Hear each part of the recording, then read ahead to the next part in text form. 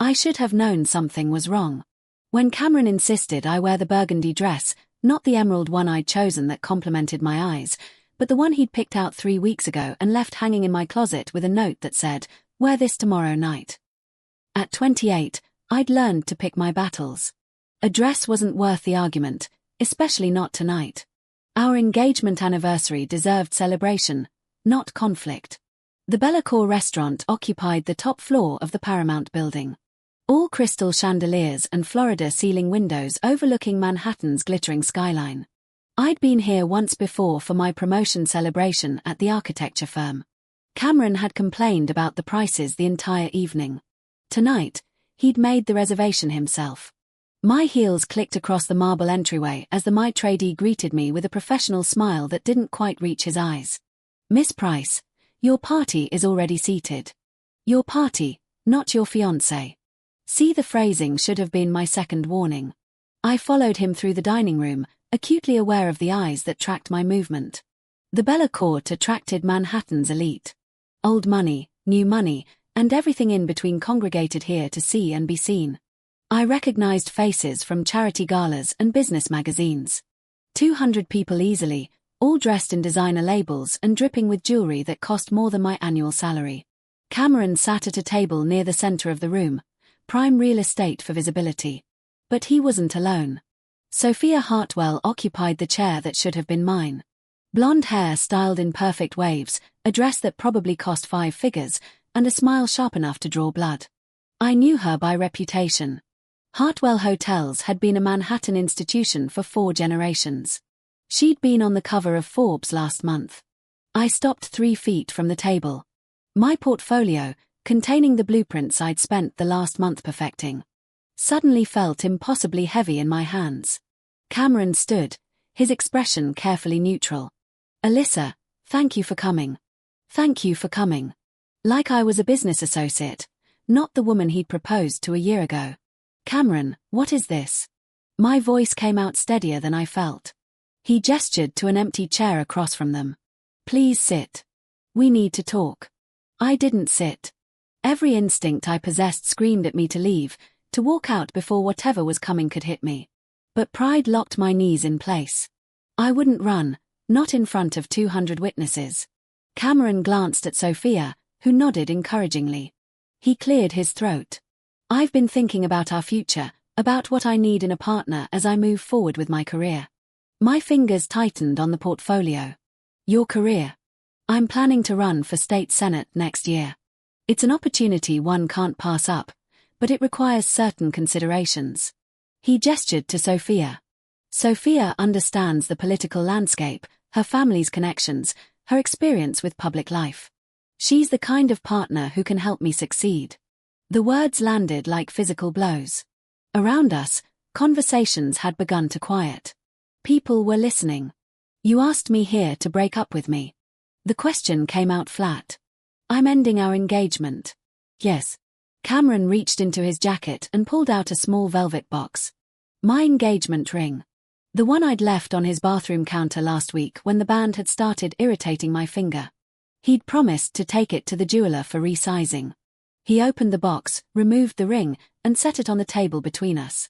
"I think it's best if we make a clean break. You're ambitious, Alyssa. You've always been focused on your career, on making a name for yourself. People might say you were with me for the connections, for what I could do for your architectural firm." Heat flooded my face. "You think I'm with you for your connections? I'm simply stating how it might appear. You went from a junior architect to project lead within 6 months of our engagement. People talk." Sophia leaned forward, her expression dripping with false sympathy.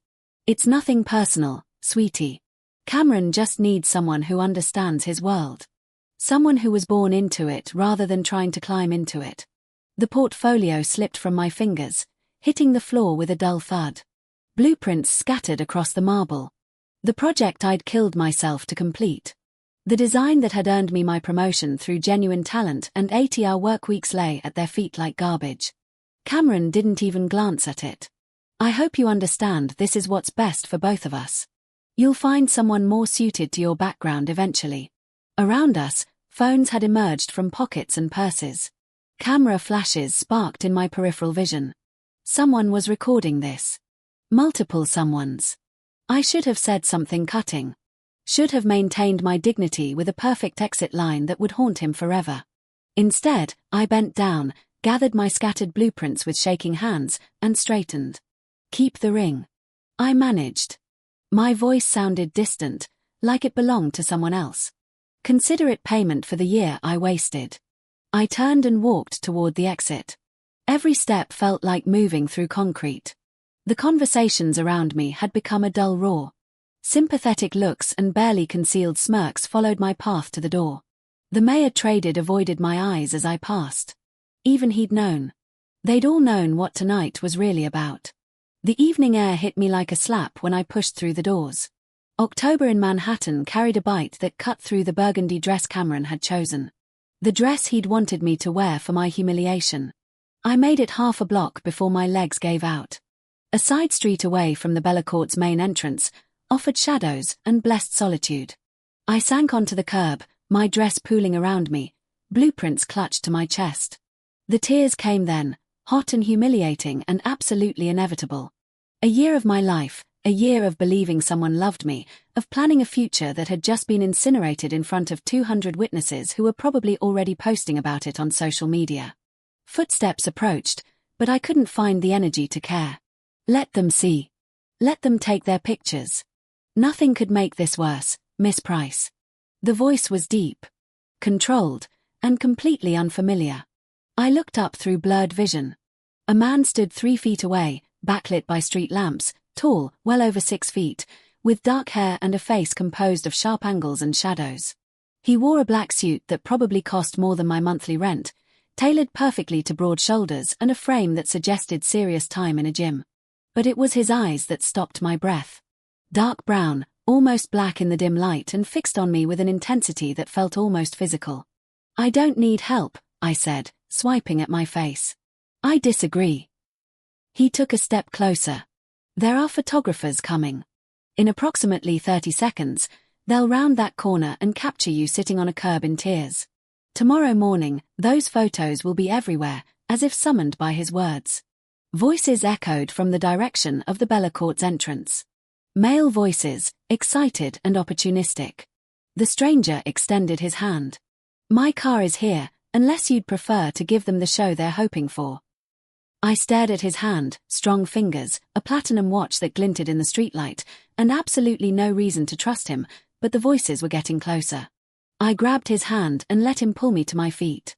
A black car idled at the curb, sleek and expensive. He opened the rear door and I slid inside, blueprints and all. He followed, settling beside me with economical grace. The door closed, sealing us in leather-scented darkness.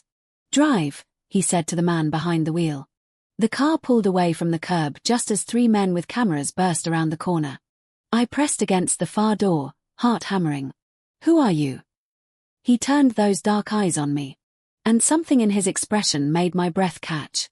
Not threat exactly, but not safety either. "Someone who just witnessed your very public humiliation," he said quietly. "And someone who might have a solution to your problem." The car's interior smelled like leather and something darker. Something that suggested violence kept carefully at bay. I clutched my blueprints tighter, suddenly aware of how completely I'd abandoned common sense. Getting into a stranger's car because photographers were coming. Brilliant survival instinct, Alyssa. "You can drop me at the nearest subway station," I said, trying to sound like women who regularly fled public humiliations and luxury vehicles with mysterious men. I could. He angled himself to face me properly, and the passing street lights illuminated his features in fragments. Sharp jawline, a thin scar cutting through his left eyebrow, eyes that assessed me like I was a blueprint he was analyzing for structural weaknesses. "Or you could listen to my proposal first. I don't need rescuing by a stranger with a hero complex." His mouth curved slightly, not quite a smile. "I don't have a hero complex. I have a business opportunity that requires someone in precisely your position." "My position?" I laughed and it came out brittle. "You mean publicly humiliated and unemployed by morning?" "Not unemployed yet. But yes, that video is already viral. Check your phone if you don't believe me. I didn't want to, but my hand moved to my purse anyway, pulling out my phone. Notifications flooded the screen, text messages from colleagues, missed calls from my sister, and there, trending on 3 different platforms, Cameron Price announces engagement to Sophia Hartwell. The accompanying video showed me standing frozen at that table, blueprints falling from my hands. The comments were worse than the video itself. They'll fire me. The words came out flat. My promotion was contingent on maintaining the firm's reputation. A social media scandal doesn't exactly scream professional stability. Probably. He didn't soften it with false reassurance. Which brings me to my offer. I need a wife. I turned to stare at him. Excuse me. 6 months. A contractual marriage for business purposes. In exchange, I'll ensure Cameron Price's career ends before it begins. And I'll pay you $500,000. The number hung in the air between us like something physical. $500,000. Enough to start my own firm. Enough to never depend on anyone's reputation but my own. This is insane. I said. I don't even know your name. Thomas D'Angelo. He said it like it should mean something. It did. Even I, who avoided anything connected to organized crime, had heard the name. The D'Angelo family controlled significant territory on the East Coast. Shipping, construction, and probably a dozen things that would make my law-abiding soul recoil. You're a criminal. I'm a businessman who operates in grey areas. His tone remained perfectly neutral. I need to finalize an agreement with several traditional Italian families who value stability and family structure. A wife provides legitimacy. Why not find someone who actually wants to marry you? Because this is business, not romance. Romance complicates things. You need financial security and revenge against the man who humiliated you. I need a spouse for 6 months to close a deal worth substantially more than the $500,000 I'm offering you. It's a transaction. The car glided through Manhattan's nighttime traffic and I realized I had no idea where we were going. Stop the car. We're 3 blocks from your apartment. I'll drop you there. You'll consider my offer and if you're interested, you'll call the number on this card. He produced a business card from his jacket. Simple, expensive cardstock with a phone number. Nothing else. And if I'm not interested, then you'll deal with tomorrow's fallout on your own. Fair warning, it will be brutal. The car stopped in front of my building, a modest walk-up in a neighborhood that was gentrifying slowly enough that I could still afford rent. The driver, whom I'd barely registered, stepped out and opened my door. Thomas D'Angelo remained in the shadows of the back seat. Think about it, Miss Price. 6 months of your life in exchange for the means to build the future you deserve. And the satisfaction of watching Cameron lose everything he thinks makes him important. I climbed out, legs shaky, blueprints crumpled against my chest. This is crazy. Most worthwhile decisions are. The door closed and the car pulled away, leaving me standing on the sidewalk with a business card in my hand and absolutely no idea what to do with it. My apartment felt too small and too empty when I finally climbed the 4 flights to my door. I dropped the blueprints on my kitchen table and pulled up social media again. Even though I knew better, the video had been shared 40,000 times. The comments had multiplied. Half of them called me a gold digger who'd gotten what I deserved. The other half pied me in ways that somehow felt worse. I lasted 2 days. 2 days of sympathetic looks from colleagues and carefully worded suggestions from my boss that perhaps I should take a personal leave to let things settle down. 2 days of watching potential clients withdraw from projects because they didn't want the negative publicity. On the morning of the 3rd day, I stared at Thomas D'Angelo's business card and made a decision that would either save my life or destroy what remained of it. The phone rang once before a male voice answered. Address, not hello, not how can I help you. Just the immediate question of someone who expected my call. I gave him my office address and he hung up without confirming anything. 20 minutes later, a text arrived. Red sedan outside in 5 minutes. Get in. The sedan was precisely where promised, and the driver offered no conversation as we navigated through midday traffic to the waterfront, not the glossy tourist-friendly waterfront. The working docks where cargo ships unloaded and warehouses squatted like concrete fortresses. We stopped in front of a building that looked abandoned from the outside. The driver gestured toward a side door, and I realized I was expected to enter alone. The interior contradicted the exterior completely. Modern office space occupied the ground floor, all sleek furniture and state-of-the-art technology, but it was the men I noticed most.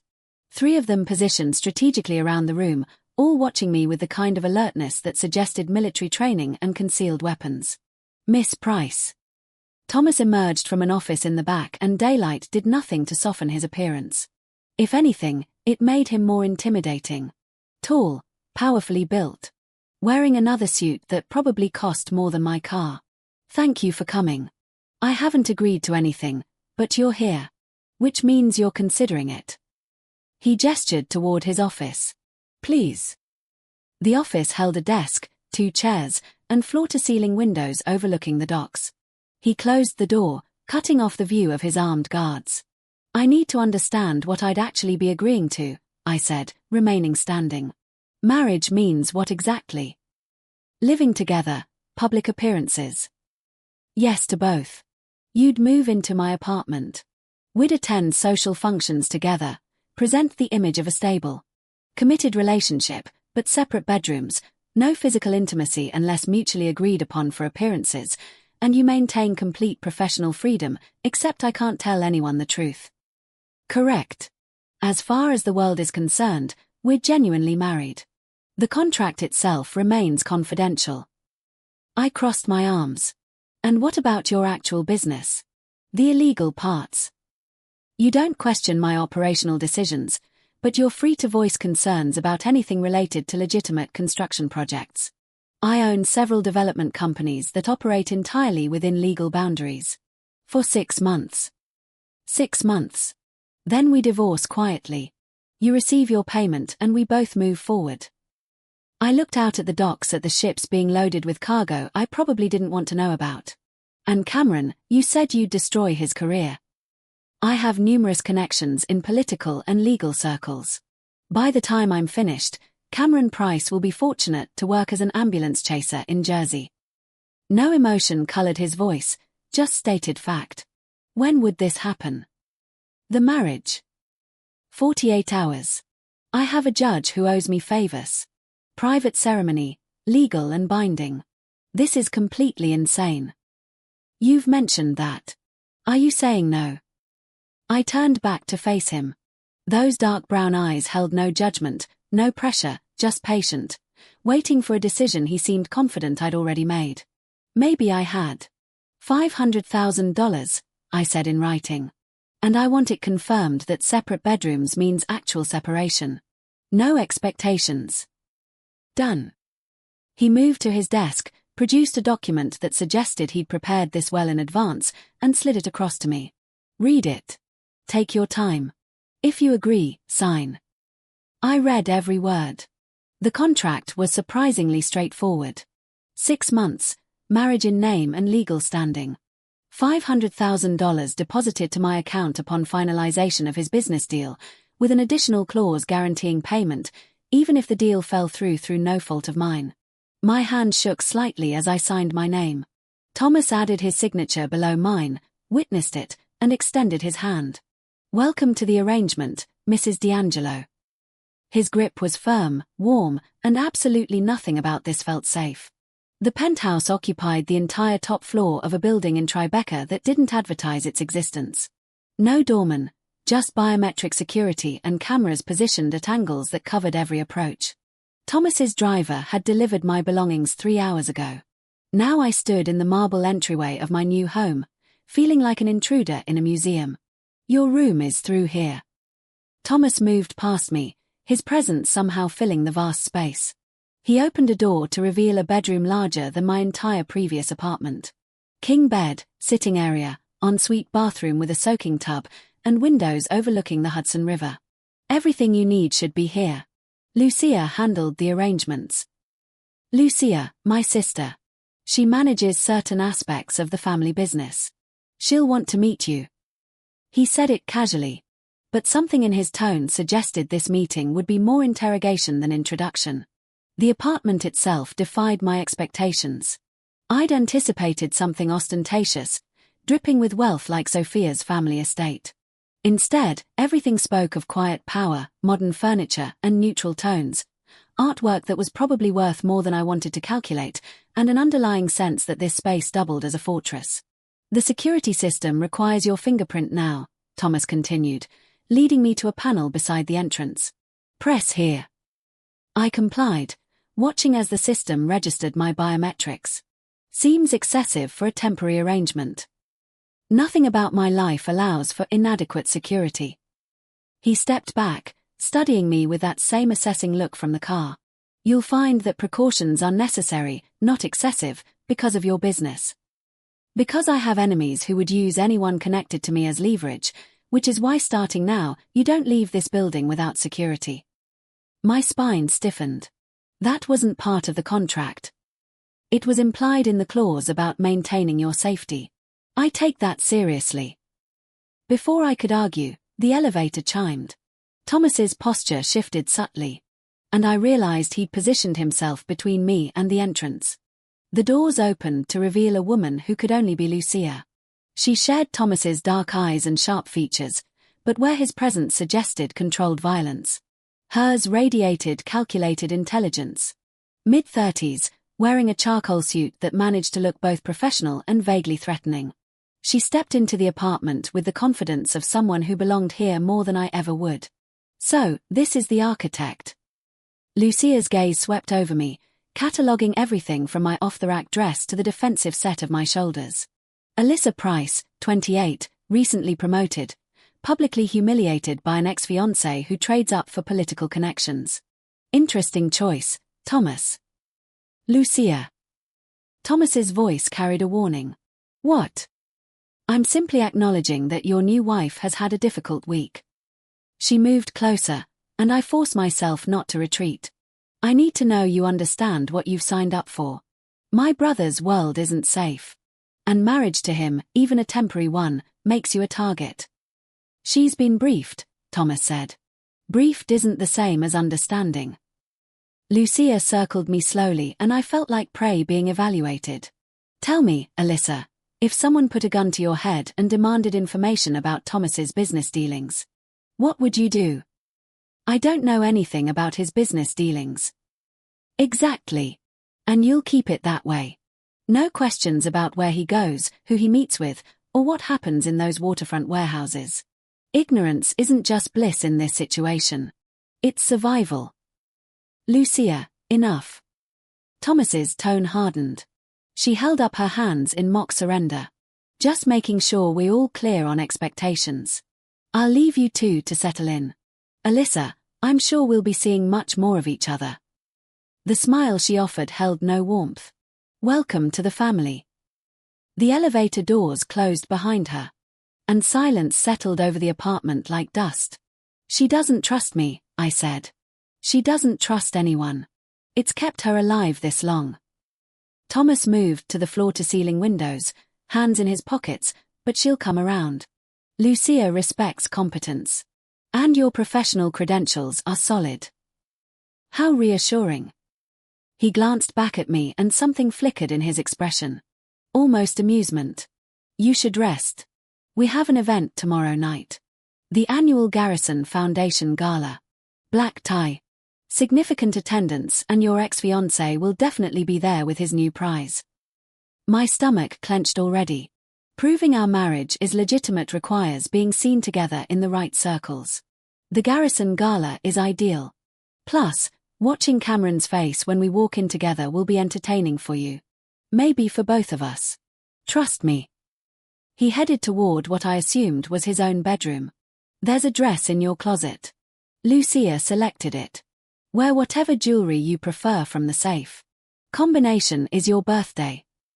He disappeared into his room before I could process that last detail. The safe in my closet contained jewelry that made my eyes water. Diamond necklaces, emerald earrings, pieces that belonged in museum displays. Not on my neck. I chose simple pearl studs that wouldn't make me feel like I was playing dress up. The dress, however, was impossible to ignore. Deep navy silk that somehow managed to look both elegant and sensual, cut to fit perfectly despite Lucia never having taken my measurements. I didn't want to think about how she'd acquired that information. Sleep came in fragments that night. Every sound in the unfamiliar apartment pulled me back to consciousness. At 2 a.m., I gave up and wandered into the kitchen for water. Thomas sat at the island counter, laptop open, still wearing his suit from earlier. He looked up when I entered, and for a moment neither of us spoke. "Trouble sleeping?" he asked finally. "Strange bed. Strange life." I poured water from the filtered dispenser. "Do you ever sleep?" "Not much. Comes with the territory." He closed the laptop. "You'll adjust. Most people do. Most people haven't signed a contract to marry a stranger." "Fair point." He studied me across the kitchen, and I suddenly became aware that I wore only an oversized t-shirt and shorts. "For what it's worth, I'll do everything possible to make sure these 6 months don't destroy your life. Just temporarily disrupt it." "Exactly." That almost smile returned. "The gala tomorrow will set the tone. People will talk, speculate, probably create elaborate theories about how we met. Let them. The more attention on our relationship, the less attention on other matters." "You mean your actual business?" "I mean anything that doesn't concern you." He stood, and I realized how much space he occupied just by existing. "Get some rest, Alyssa. Tomorrow will be easier if you're not exhausted."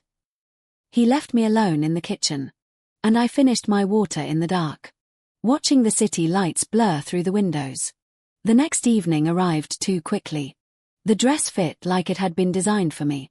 And the pearl earrings provided just enough elegance without screaming desperation. I stared at my reflection, barely recognizing the woman looking back. Professional armor, I told myself, just another kind of blueprint to follow. Thomas waited in the living room, and when I emerged, something shifted in his expression. Not quite approval, more like recognition that I'd understood the assignment. "You look perfect," he said simply. "Thank you for specifying that this is a performance." His mouth curved slightly. "Everything is a performance, Alyssa. The only difference is how well we execute it." The car ride to the gala passed in silence. Thomas spent it on his phone speaking in low tones about shipments and schedules that I deliberately didn't listen to. When we pulled up to the Metropolitan Museum, where the Garrison Foundation had rented the entire building, photographers lined the entrance like a gauntlet. Thomas stepped out first, then turned to offer his hand. "Ready?" "No, absolutely not." But I took his hand anyway and let him guide me into the camera flashes. Questions erupted from the press line. "Mr. D'Angelo, who is your date? Is it true you recently got married? Miss Price, how long have you known Thomas D'Angelo?" Thomas ignored them all, his hand settling on my lower back as we moved through the entrance. The touch burned through the silk of my dress, proprietary and deliberate. Message received, I thought. To everyone watching, I belong to him now. The gala's main hall glittered with Manhattan's elite. I spotted business leaders, politicians, and more than a few faces I recognized from gossip columns. And there, near the center of the room, stood Cameron and Sophia. They saw us at the same moment.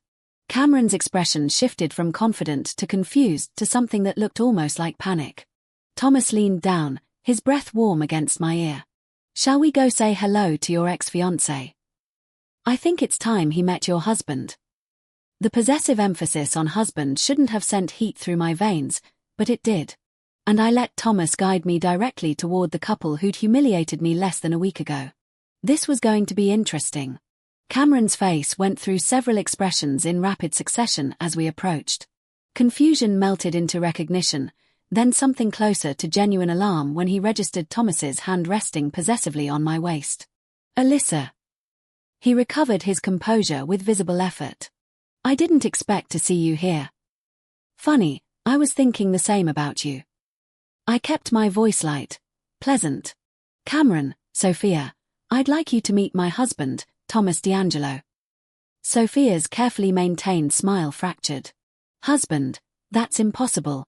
The engagement just ended a week ago." Thomas's tone remained conversational, but his presence commanded attention from everyone within earshot. Plenty of time for Alyssa and me to recognize what we have. We were married 3 days ago in a private ceremony. Cameron's throat worked. He knew the name D'Angelo. Everyone in Manhattan's power circles knew that name and what it represented. How convenient. Sophia managed, recovering slightly. You certainly moved on quickly, Alyssa. Thomas's fingers tightened imperceptibly on my waist. My wife doesn't need to justify her choices to anyone, especially not to people who lack the grace to treat her with respect. The temperature around our small circle dropped several degrees. Cameron cleared his throat. Of course, we wish you both every happiness. I'm sure you do. Thomas's smile held no warmth. Enjoy your evening. He guided me away before either of them could respond, his hand never leaving contact with my body. We moved through clusters of guests and I felt eyes tracking our movement. Whispers followed in our wake. That was brutal, I murmured. That was necessary. By tomorrow morning, everyone who matters will know you're untouchable. He caught the attention of a passing waiter and secured 2 glasses of champagne. Now we circulate, let people see us together, and establish that this marriage is legitimate. The next hour blurred into a parade of introductions. Business associates of Thomas, politicians who smiled too widely, socialites who assessed my dress and jewelry with predatory interest. Thomas handled it all with practiced ease, introducing me as his wife with a possessiveness that felt disturbingly natural. When we finally found a quiet corner near the museum's Greek sculpture exhibit, I exhaled tension I hadn't realized I was holding. You're good at this, Thomas observed. Most people find these events exhausting. I spent years attending firm functions where I was the youngest person in the room by a decade. I learned to adapt. I sipped the champagne, which was predictably excellent. Though I'm usually not playing the role of mafia wife. Technically, you're playing the role of my wife.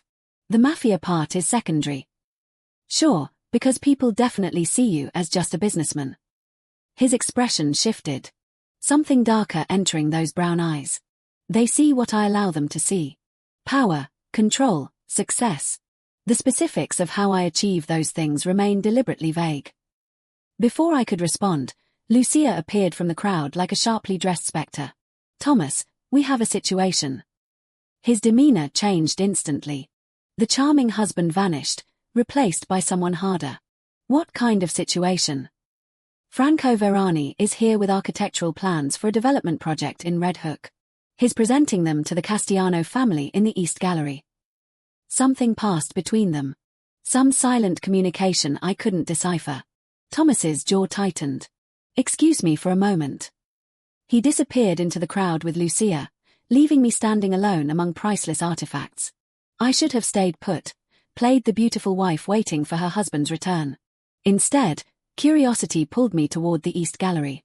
The space housed Egyptian artifacts, and a small group had gathered near the temple reconstruction. I recognized some faces from earlier introductions. The Castellano family, old money Italian with connections that spanned continents.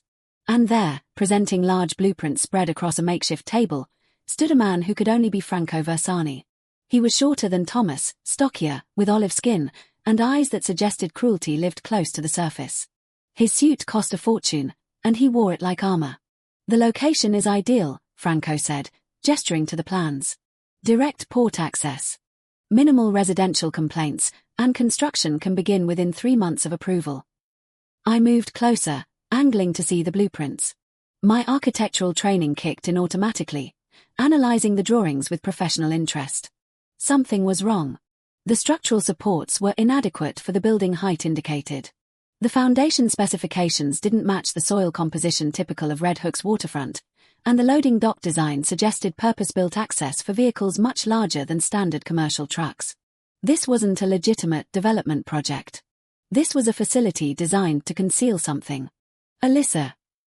Thomas appeared at my elbow, his tone neutral, but his body language screaming tension. I see you found the architectural discussion.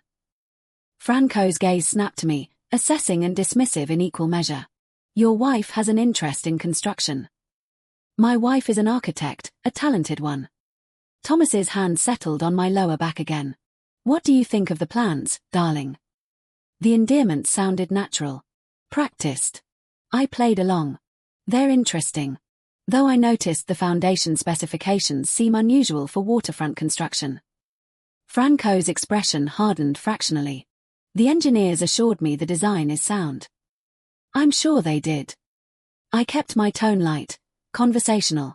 It's just that Red Hook soil composition typically requires deeper pilings for buildings over 6 stories.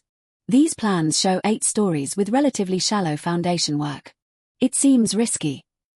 Silence fell across the small gathering. The Castellanos exchanged glances. Franco's eyes narrowed. Perhaps your wife should focus on her own projects, D'Angelo. Franco said softly. Perhaps your engineers should review their calculations. Thomas's voice remained pleasant, but something lethal lurked beneath the surface. My wife has designed multiple waterfront structures. If she sees a problem, there's usually a problem. We left the gallery shortly after, and Thomas's grip on my arm was gentle, but unyielding as he guided me toward the exit. We collected our coats in silence, and the car ride home began with tension thick enough to choke on. I didn't mean to interfere, I said finally. You didn't interfere. You identified something I should have caught myself. He stared out the window at passing street lights. Franco isn't building commercial space. He's creating a warehouse for contraband storage. Probably weapons. The inadequate foundation would actually serve his purpose, allowing for underground additions without proper permitting. And you stopped it by having me point out the flaws publicly. I stopped it by making sure the Castellanos know the project is poorly planned. They won't invest in something that could collapse and draw regulatory attention. He turned to face me. You may have just prevented a territorial war. The weight of that statement settled over me. I thought I wasn't supposed to question your business. You weren't questioning my business. You were applying your professional expertise to a construction project. There's a difference. Something shifted in his expression. Thank you. The penthouse felt different when we returned. Less like a fortress, more like shared space. Thomas loosened his tie, poured whiskey from a crystal decanter, and gestured toward the couch. Sit. We should talk.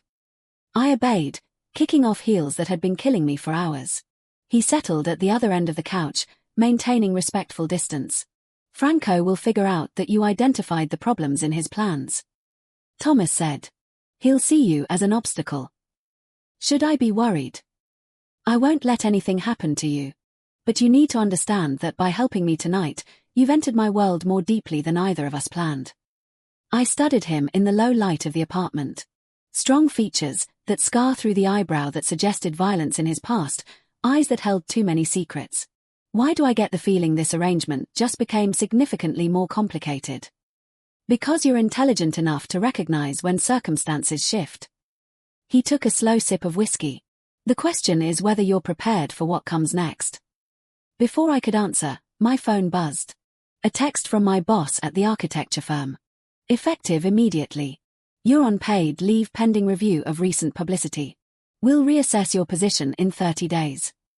I showed Thomas the screen. He read it without expression. They're trying to appease clients who saw you as a liability.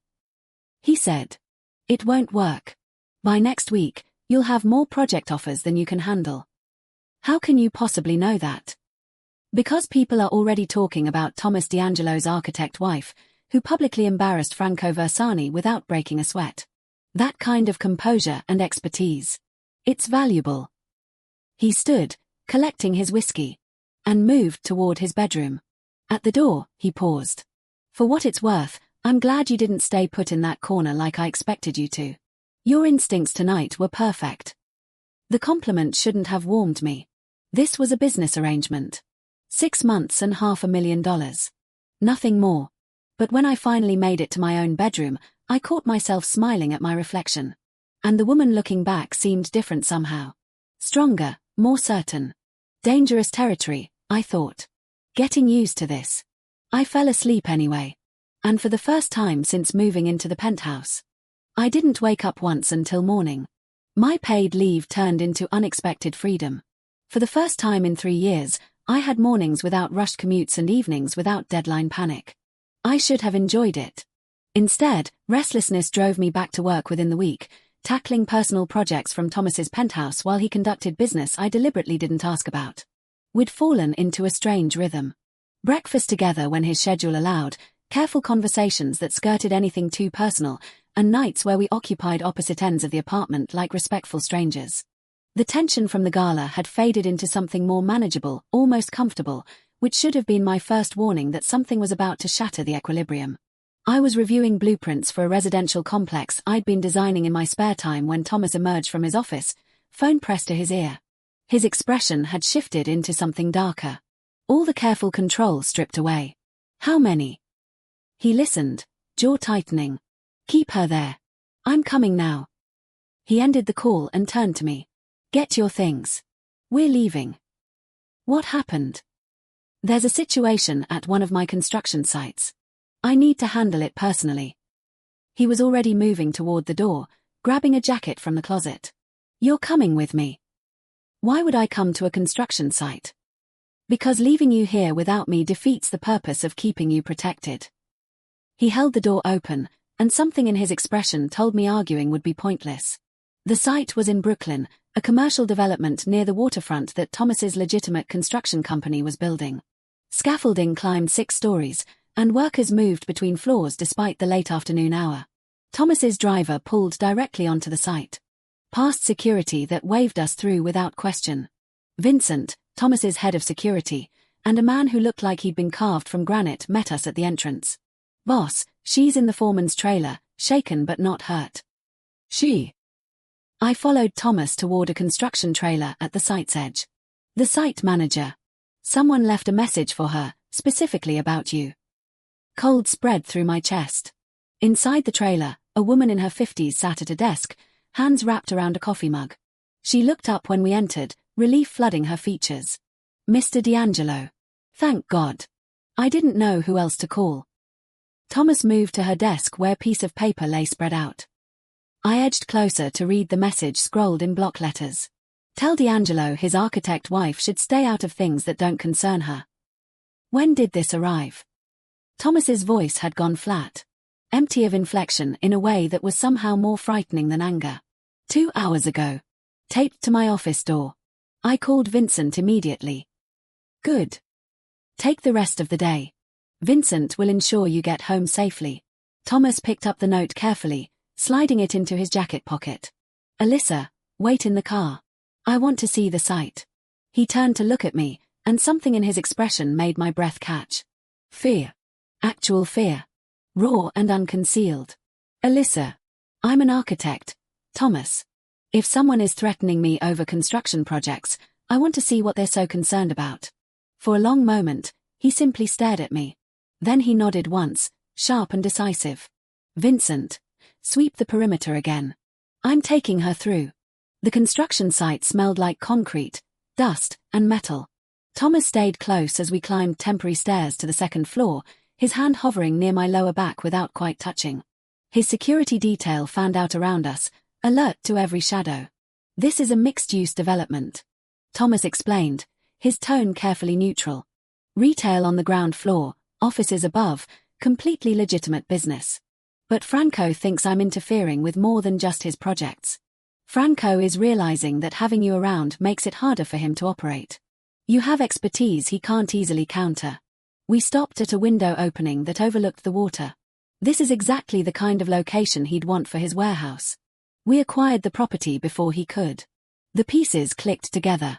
You're using legitimate construction to block his illegal operations.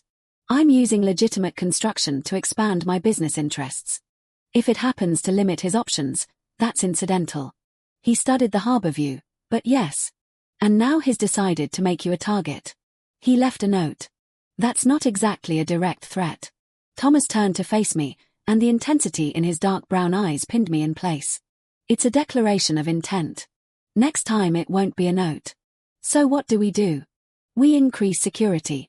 You don't go anywhere without Vincent or someone equally capable. And wow, the explosion wasn't loud. More like a muffled thump from somewhere below us. But the building shuddered, and Thomas's reflexes kicked in instantly. He grabbed me, pulling me away from the window as shouting erupted from the ground floor. Stay behind me. His voice had gone cold. Controlled. He moved toward the stairs, one hand on my arm, the other reaching for something at his back. A gun, I realized with distant shock. He was armed. Vincent appeared at the bottom of the stairs, weapon drawn. Gas main rupture in the basement, contained, but we need to evacuate. Could be deliberate. Thomas's grip on my arm tightened. We descended quickly. His body positioned between me and any potential threat. Workers streamed past us toward the exits, and the organized chaos suggested they drilled for exactly this scenario. We made it to the car without incident, but Thomas didn't relax until we were several blocks away. He kept his hand on my knee, fingers pressed hard enough to leave marks through my jeans. Are you hurt? His voice was rough. No, I'm fine. Thomas, look at me. He did finally, and what I saw in his expression made something in my chest tighten. Not just fear, terror, the kind that came from experiencing loss before. I'm okay, I said again, softer. His hand moved from my knee to cut my face, thumb brushing my cheekbone. This isn't worth $500,000. This isn't worth any amount of money. What are you saying? I'm saying we end the contract tonight. I'll still pay you. Still destroy Cameron. But you go somewhere safe until No, Alyssa. No, I'm not running because someone tried to intimidate us with an explosion that was probably faulty construction, not sabotage. The lie felt transparent even as I spoke it, but I pushed forward anyway. I signed a contract. 6 months. I don't break my commitments. Something shifted in his expression. The fear remained, but something else emerged alongside it. Something that looked dangerously like admiration. You're either incredibly brave or completely foolish. Both, probably, my pulse hammered against my throat. But I'm not leaving. The car pulled into the underground garage beneath the penthouse building. Neither of us moved to exit immediately.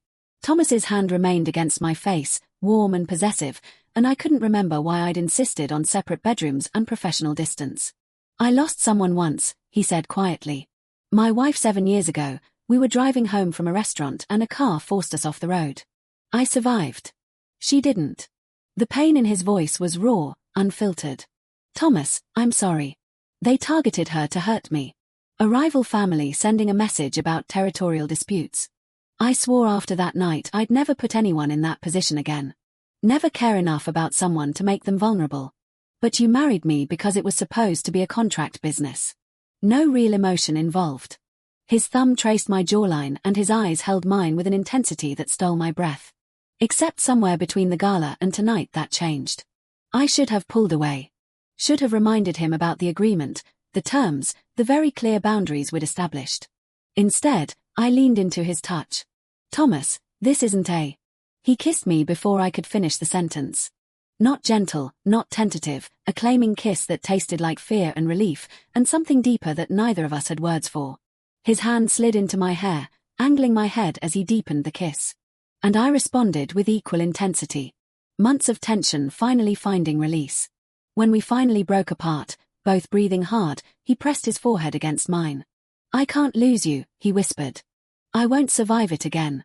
Then don't push me away. I gripped his jacket, anchoring myself to something solid in a world that had shifted beneath my feet. We face this together or we don't face it at all. His laugh was short, almost bitter.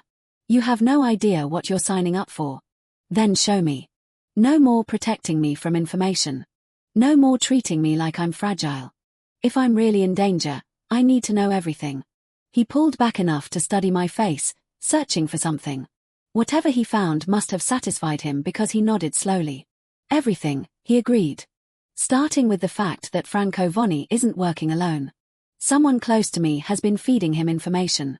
Someone who knew exactly where you'd be today. The implication settled over me like ice water. You have a traitor. I have a problem that could get us both killed if we don't identify them first. He finally released me, straightening in the seat. Welcome to my world, Alyssa. It's significantly more complicated than construction plans and foundation specifications. We exited the car and headed for the elevator. And I realized with startling clarity that the contract I'd signed had become irrelevant somewhere along the way. This wasn't about money anymore. This wasn't even about revenge on Cameron. This was about survival, partnership, and something that felt dangerously close to the kind of connection I'd sworn to avoid. The elevator doors closed, sealing us in, and Thomas reached for my hand. I let him take it, fingers intertwining with his, and didn't let go until we reached the penthouse. Thomas's penthouse transformed into a command center overnight. Maps appeared on the dining table, locations marked with pins and circles. Lucia arrived at dawn with files thick enough to double as weapons, and the two of them spent hours analyzing patterns I couldn't decipher. I'd been relegated to my bedroom with Vincent stationed outside the door like a particularly intimidating piece of furniture. Protected, secured, completely useless. By noon, I'd had enough. This is ridiculous. I pushed past Vincent, ignoring his protest, and marched into the dining room where Thomas and Lucia hunched over surveillance photos. You can't keep me locked in a room like a prisoner. Thomas looked up, exhaustion evident in the shadows under his eyes. I can keep you safe. That's what matters. Safe and ignorant. You said no more protection from information. That lasted all of 12 hours. Lucia glanced between us. Something calculating in her expression. She has a point, Thomas. If someone is targeting her specifically, she deserves to understand the scope. The scope is that Franco has a source inside my organization who knew Alyssa would be at that construction site. Thomas's voice was hard. Until I identify who, everyone is suspect, even Lucia. I moved closer to the table, studying the photos. Men in expensive suits. Some I recognized from the gala. Even Vincent. Vincent has been with me for 15 years. Lucia is family. But yes, technically, until I have proof, everyone is potentially compromised. The admission cost him. I could see it in the tension across his shoulders. The way his fingers gripped the edge of the table. Then let me help. I pulled out a chair and sat uninvited. I'm an architect. I solve structural problems by analyzing patterns. Maybe I can see something you're missing. Lucia raised an eyebrow at Thomas. I like her. She's persistent. Persistent is one word for it. But Thomas gestured to the files spread across the table. Fine. These are the people who knew your location yesterday. 23 individuals with access to my schedule, security details, or both. I scanned the list. Most names meant nothing to me, but a few stood out. Associates from the gala, business partners Thomas had mentioned in passing, and there near the bottom, a name that made my stomach clench. Cameron Price has legal counsel with Hartman and Associates, I said slowly. That's the firm that handles real estate transactions for your construction company. Thomas and Lucia exchanged glances. How do you know that? Thomas asked. Because Cameron used to brag about landing them as a client. Said they represented some of the biggest developers on the East Coast. I pulled the relevant file closer. If Cameron has access to Hartman's files, he'd know about your projects, timelines, locations, everything. Lucia was already on her phone speaking in rapid Italian. Thomas leaned back in his chair, studying me with an intensity that raised heat along my skin. You're right. Cameron could be feeding information to Franco through legal channels, staying clean while causing maximum damage. But why? What does he gain? Revenge. Probably. You humiliated him by marrying me. His political aspirations require positive publicity, and your success reflects poorly on his judgment. Thomas stood, pacing to the windows. Or Franco is paying him. Cameron has debts. Gambling from what my sources indicate. The pieces assembled themselves into a picture I didn't want to see. Cameron. Desperate and vindictive. Selling information that could get me killed. The man I'd almost married. If it's Cameron, how do we prove it? I asked. Thomas turned back to face me. We set a trap. Feed him false information through channels he'd have access to. Then see if Franco acts on it. And if Franco does act, I'm the bait. Absolutely not. Thomas crossed back to the table in 2 strides. We use a decoy, a false trail that suggests you'll be at a location you'll actually be nowhere near.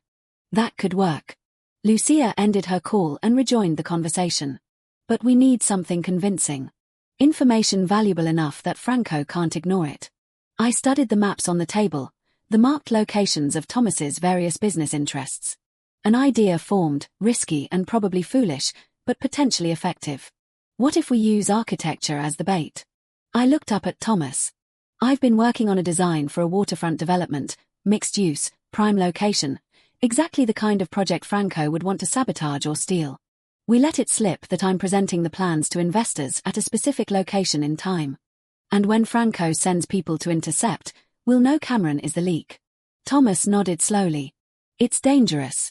Everything about this situation is dangerous. At least this way, we're controlling the variables. Lucia smiled, sharp and approving.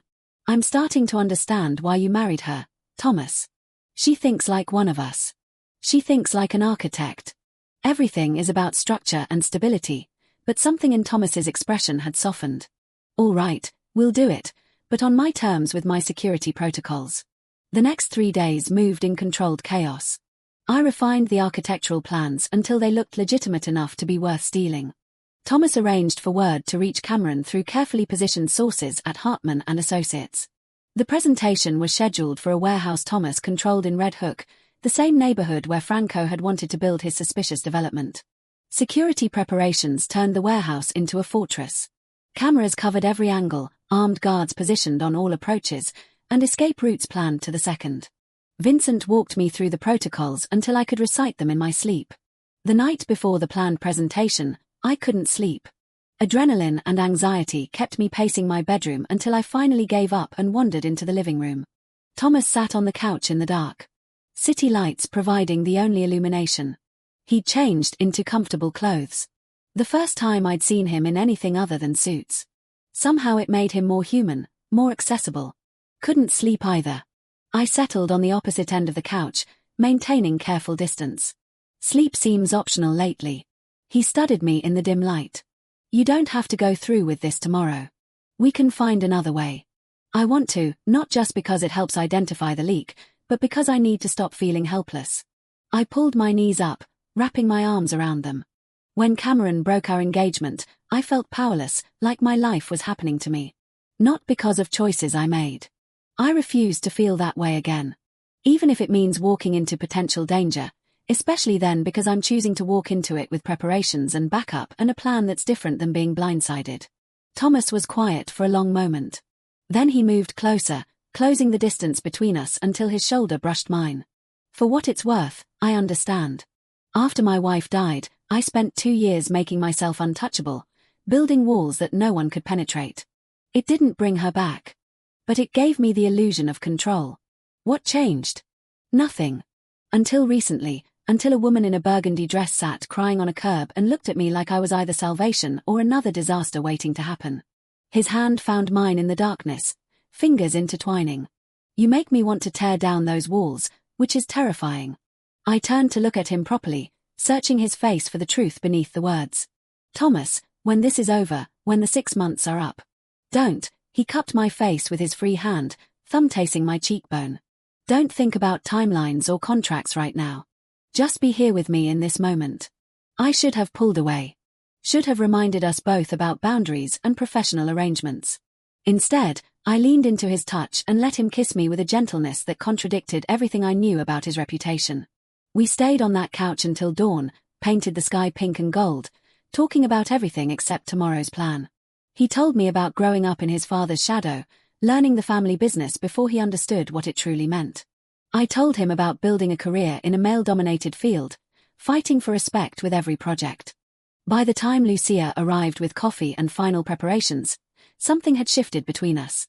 Partnership had deepened into something neither of us wanted to name but couldn't ignore. Ready? Thomas asked as we prepared to leave for the warehouse. I checked my bag, confirming the architectural plans were secured. As ready as I'll ever be. Vincent drove us to Red Hook in tense silence. The warehouse looked innocuous from outside. Just another industrial building among dozens. Inside, it had been transformed into a convincing presentation space. Display boards, lighting, even a podium for my supposed pitch to investors. The investors are my people, Thomas explained, gesturing to 3 men in suits who could have stepped out of a corporate boardroom. They'll play their roles. You present the plans like it's legitimate. If Franco takes the bait, his people will make a move. And if they don't, then Cameron isn't our leak, and we're back to investigating other possibilities. The hours crawled by. I went through the presentation 3 times, each word measured and professional. Thomas's fake investors asked appropriate questions. Vincent and his team monitored all approaches to the building. Nothing happened. By hour 4, I'd begun to doubt the entire plan. Maybe Cameron wasn't involved. Maybe we'd misread the situation completely. Then Lucia's phone buzzed. She stepped away, spoke rapidly in Italian, and returned with an expression that was half triumph, half concern. We have movement, she said quietly. 3 vehicles approaching from the south. Franco's people based on the plates. Thomas's entire demeanor shifted. Everyone in position, Alyssa, with me now. He guided me toward the back of the warehouse where Vincent had prepared an armored vehicle, but we didn't get in. Instead, Thomas positioned us behind a stack of crates with a clear view of the entrance. I thought I was supposed to evacuate, I whispered. Change of plans. I want you to see who shows up. Confirm it's Franco's people. Your testimony will be valuable later. Before I could protest, the warehouse doors burst open. 5 men entered, weapons visible, moving with military precision.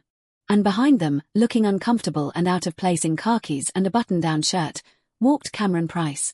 My ex-fiancé had just confirmed himself as the traitor who'd been trying to get me killed.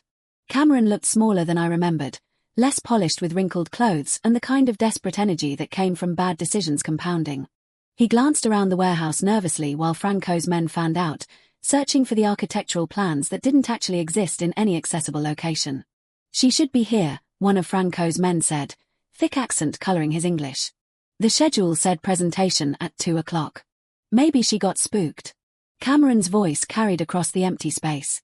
D'Angelo could have figured out we had access to his calendar. Or maybe D'Angelo set a trap and you walked right into it. Thomas stepped out from behind the crates and I watched with fascination as 5 weapons immediately pointed at him. He didn't even flinch. Hello, Cameron. Interesting company you're keeping these days. Cameron's face went pale. Thomas, this isn't what it looks like. Really? Because it looks like you've been feeding information to Franco Versani in exchange for what exactly? Money to cover your gambling debts. Revenge because my wife moved on faster than you expected. Your wife. Cameron's expression twisted into something ugly. You mean the woman who was supposed to need me? Supposed to come crawling back when reality hit. Instead, she lands a mafia boss who turns her into someone untouchable.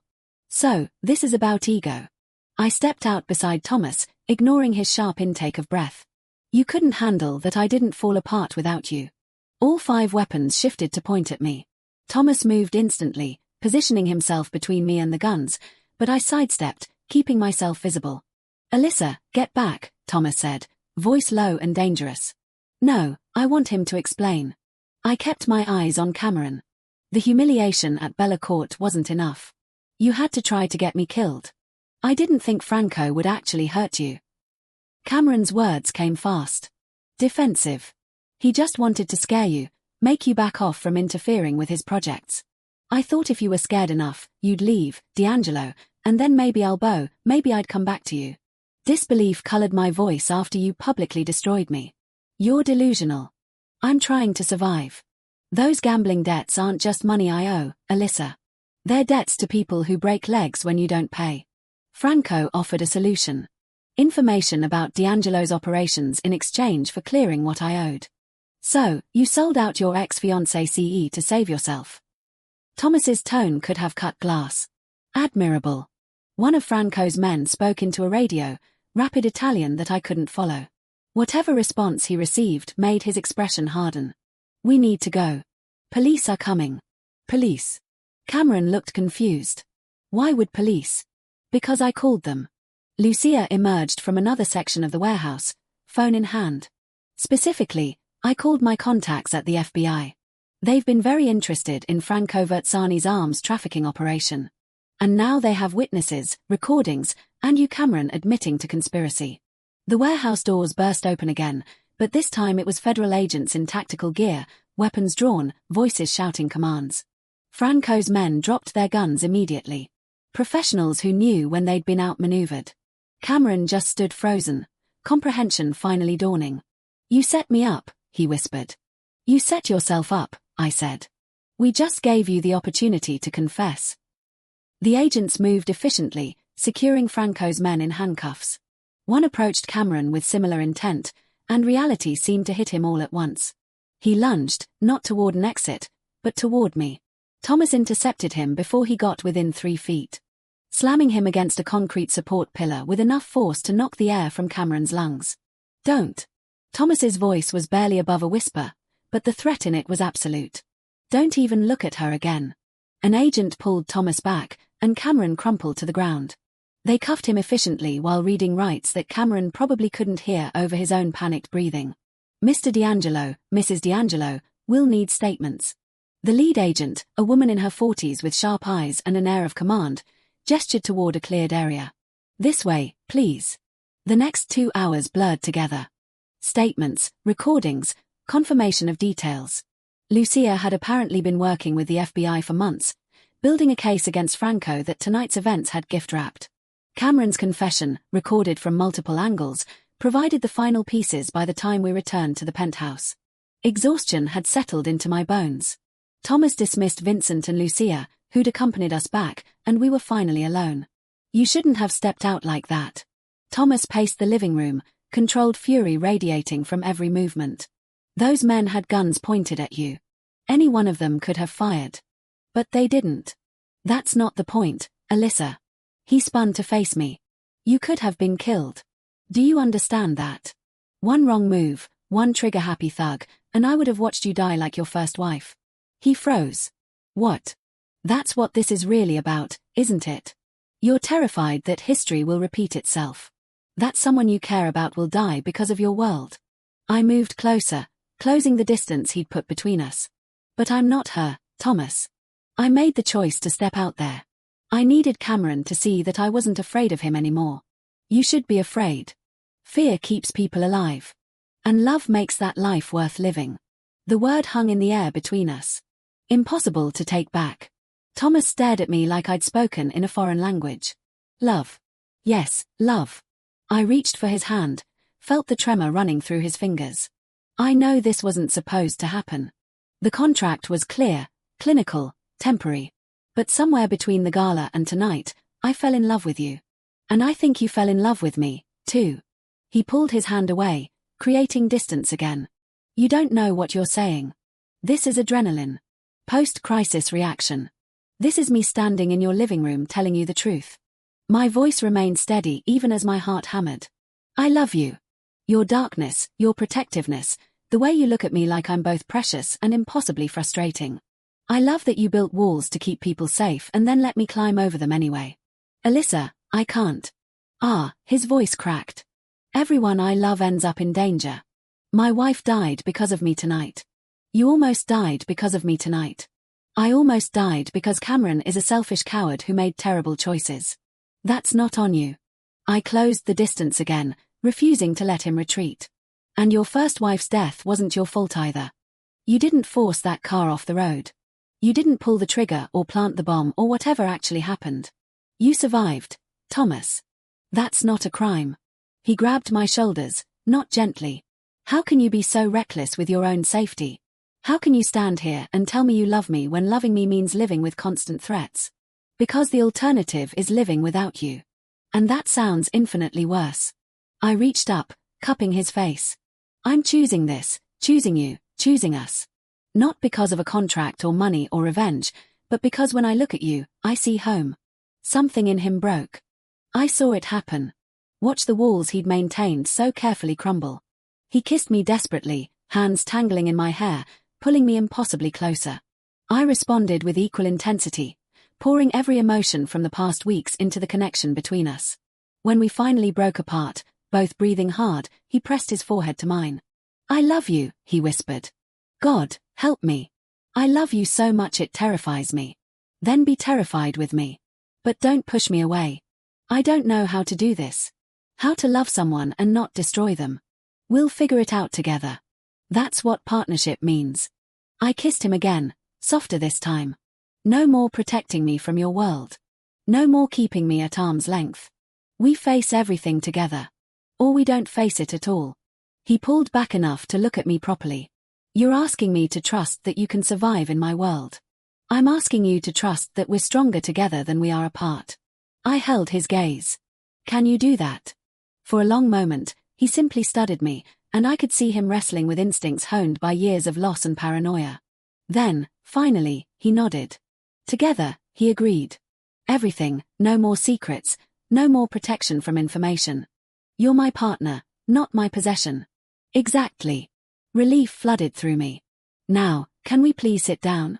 I've been running on adrenaline for hours, and I'm about to collapse. He laughed. The sound rusty but genuine and guided me to the couch. We collapsed into the cushions, his arm around my shoulders, my head against his chest. His heartbeat was steady beneath my ear. Grounding and real. The contract is void, you know, he said after a moment, not because of technicalities, but because this isn't a business arrangement anymore. I know. I don't care about the money. You'll get it anyway. I keep my promises. His fingers traced patterns on my shoulder. But I'm hoping you'll stay for different reasons. I'm staying because I love you. You complicated, overprotective, occasionally infuriating man. Good, because I have no intention of letting you go. He kissed the top of my head. Fair warning. My world doesn't get less dangerous just because we're in love. I wouldn't expect it to, but we'll handle it together. Together, he repeated like he was testing the word. I think I could get used to that. We stayed on that couch as night settled over Manhattan. Neither of us willing to move, both of us finally understanding that what we'd built was worth every risk. 3 months after Cameron's arrest, Manhattan looked different from the penthouse windows. Or maybe I looked at it differently now, understanding that the city's gleaming surface concealed layers of complexity I'd never imagined before marrying Thomas D'Angelo. The original 6-month contract had expired 2 weeks ago. I'd signed the divorce papers Thomas prepared, watched him file them, and then moved my belongings from the guest bedroom into his. Because contracts were about business, and what we had now transcended any legal document. My architecture firm occupied a modest office in Chelsea, funded by the $500,000 Thomas had insisted on transferring despite my protests. 3 employees, 6 active projects, and a reputation for innovative design that had nothing to do with my husband's influence and everything to do with work that finally bore only my name. You're thinking too loud. Thomas emerged from the bathroom, hair damp from the shower, wearing the casual clothes that still seemed incongruous on someone so associated with power suits and control. I can hear it from across the apartment. I'm thinking about tonight. I turned from the window, watching him move through our bedroom with the economical grace that never failed to catch my attention. Are you sure about this? Having a celebration at the restaurant where you were publicly humiliated? Absolutely. He crossed to me, hands settling on my waist. It's poetic justice. Plus, the look on certain people's faces will be worth whatever astronomical amount they're charging for the private event. The Bellacourt restaurant, scene of my worst moment, now transformed into the venue for what Thomas insisted on calling our real wedding celebration. Not a legal ceremony. Since we were technically already married and divorced and living together in a relationship that defied conventional categorization. But a public declaration that what we had was genuine, permanent, and entirely on our terms. Sophia will be there, I said. She RSVP'd yes, probably out of morbid curiosity. Good. She should see what she missed when she chose Cameron. His mouth curved into something predatory. Cameron, who was currently awaiting trial on conspiracy charges and probably regretting every decision that led him to that warehouse. I'd seen the news coverage. Cameron's fall had been spectacular and public. His political aspirations incinerated before they could properly ignite. Sophia had distanced herself immediately, engagement broken within 48 hours of his arrest. Last I'd heard, she was dating a tech entrepreneur and pretending the Cameron chapter had never happened. I don't hate him anymore, I said, surprising myself with the truth. I almost feel sorry for him. He destroyed his own life trying to destroy mine. That's more generous than he deserves. Thomas pulled me closer, and I leaned into the solid warmth of him, but it's one of the things I love about you. You don't carry grudges once justice has been served. Justice had indeed been served. Franco Versiani faced federal charges that would keep him imprisoned for decades. His organization had crumbled without leadership. Territory absorbed by families who operated with slightly more legal consideration. The explosion at Thomas's construction site had been ruled accidental, faulty gas lines rather than sabotage, but we both knew the truth. Franco had tried to kill me and failed. My phone buzzed with a text from Lucia. Car arrives at 7. Don't be late to your own party. And wear the green dress, not the blue one. Trust me, your sister is terrifying, I said. Showing Thomas the message. She's efficient. There's a difference. But he smiled. The expression transforming his face from intimidating to almost boyish, though I agree about the green dress. It makes your eyes impossible to look away from. The afternoon passed in comfortable routine. Thomas reviewed shipping manifests for his legitimate import business while I finalized plans for a residential project in Brooklyn. We'd learned to occupy the same space without crowding each other. Partnership extending beyond crisis management into the mundane details of daily life. By 7 o'clock, I wore the green dress Lucia had insisted on. Emerald silk that Thomas had indeed been unable to look away from. His own suit was impeccable, charcoal grey with subtle pinstripes, and together we looked like exactly what we were. Power couple, Manhattan elite, dangerous and respectable in equal measure. The Bella Court hadn't changed. Same crystal chandeliers, same floor-to-ceiling windows, same marble floors I'd crossed in humiliation months ago. But tonight, those floors led to a private dining room Thomas had reserved entirely. And the 200 guests weren't witnesses to my destruction. They were witnesses to my resurrection. Lucia met us at the entrance. Stunning in midnight blue. Her sharp assessment confirming we'd followed her dress code instructions. Perfect. Everyone important is already here. A few surprises, too, but good ones. Define good surprises, Thomas said, immediately suspicious. You'll see. Come on. Your guests are waiting. The private dining room had been transformed with elegant simplicity. White flowers, soft lighting, round tables arranged to encourage conversation. And the guests themselves represented an interesting cross-section of Manhattan society. Business leaders, architects, politicians who'd survived Cameron's fall, and faces I recognized from Thomas's world. The kind of people who understood exactly who they were celebrating with and chose to attend anyway. Alyssa, my former boss from the architecture firm, approached, genuine warmth in his expression. I'm so glad you agreed to let me come. I wanted to apologize personally for how we handled your leave. It was cowardice, pure and simple. It was business, I said, though his apology meant more than I'd expected. But thank you. Your new firm is making waves. The residential project in Brooklyn is brilliant. He glanced at Thomas, who'd positioned himself slightly behind me, protective without being possessive. You're lucky to have her.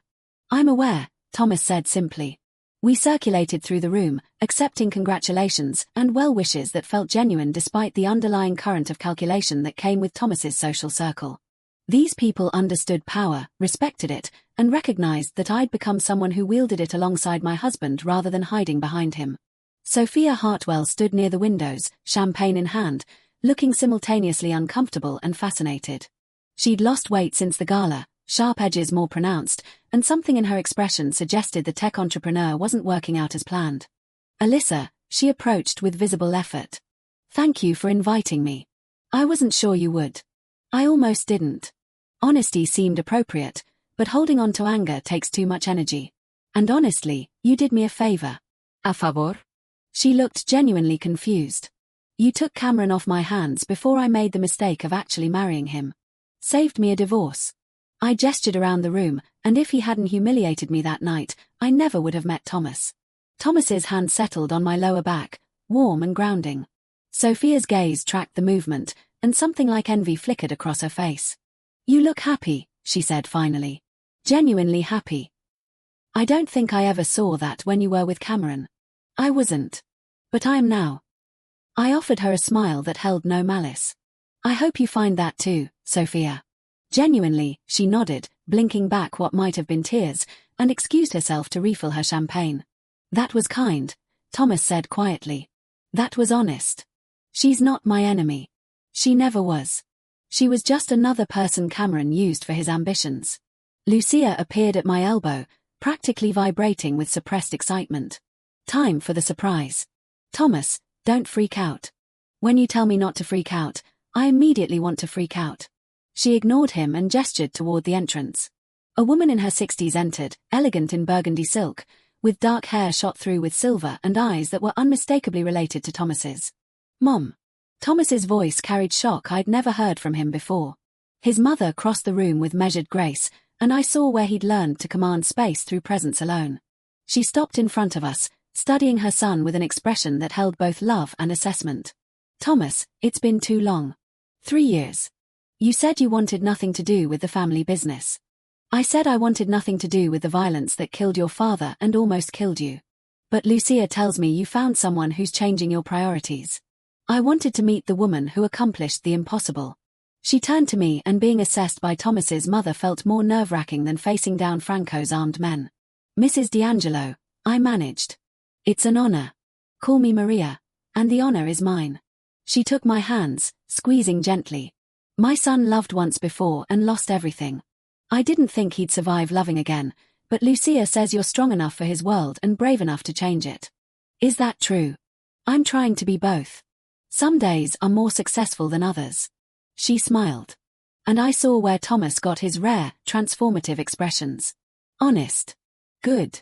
My son needs someone who won't simply tell him what he wants to hear. She released my hands and turned back to Thomas. She's perfect for you. Don't screw this up. I'll try not to.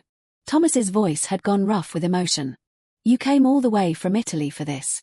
For you always. Even when we don't speak, you're still my son.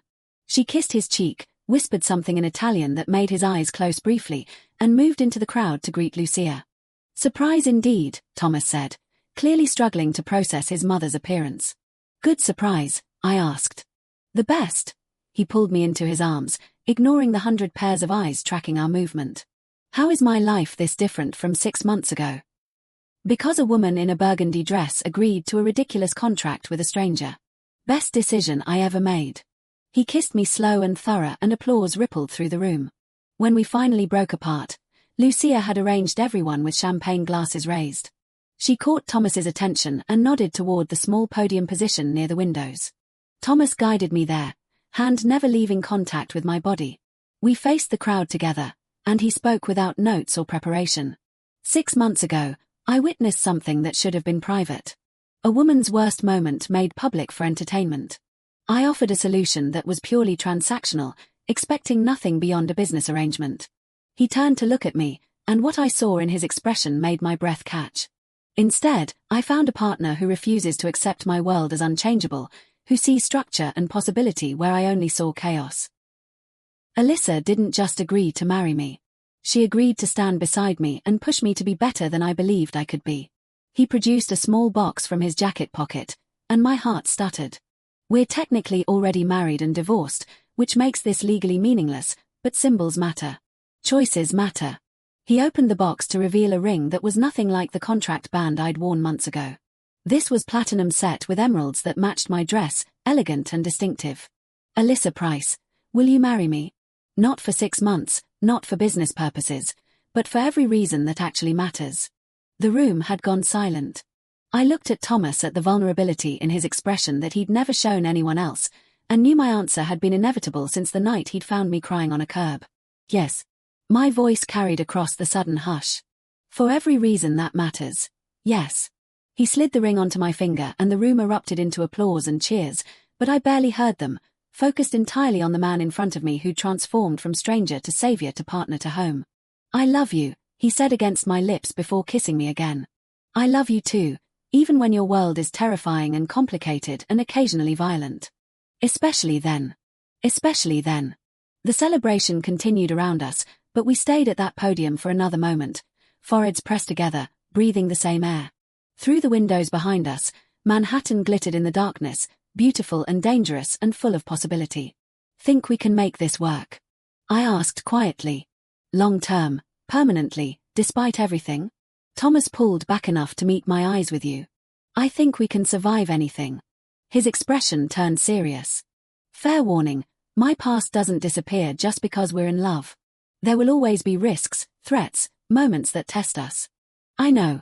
And I'm choosing you anyway. Choosing us. All of it. Then yes, we can make this work. We already have. He kissed me once more. Gentle and possessive and full of promise. Welcome to forever, Mrs. D'Angelo. Mrs. Price D'Angelo. I corrected. I kept my name professionally, but yes, forever we. Rejoined our guests, accepting congratulations and well wishes, surrounded by the people who mattered. Lucia hugged me with uncharacteristic warmth. Maria offered advice about surviving in the D'Angelo world that was both terrifying and reassuring. Vincent, standing guard near the entrance despite being off duty, nodded approval. Hours later, when the celebration finally wound down and Thomas and I returned to the penthouse alone, we stood at those floor-to-ceiling windows together, his arms wrapped around me from behind, chin resting on my shoulder. Both of us watching the city we'd claimed as ours. No regrets? He asked. Not a single one. You only that I didn't find you sooner. He turned me in his arms, and the love in his expression was so clear, it took my breath away. Thank you for seeing past the contract to what we could actually build together. Thank you for rescuing a woman crying on a curb and offering her the most insane proposal in history. My pleasure. Shall we make a tradition of it? Annually proposing increasingly ridiculous arrangements. As long as they all end with us together. I'm in. He laughed, the sound free and genuine, and kissed me with the kind of intensity that suggested we wouldn't be sleeping for several more hours. Outside, Manhattan continued its endless cycle. But inside the penthouse, we'd built something that transcended the city's chaos. Partnership, love, a future we'd chosen together against every odd. And it all started because I'd worn the wrong dress to the right disaster.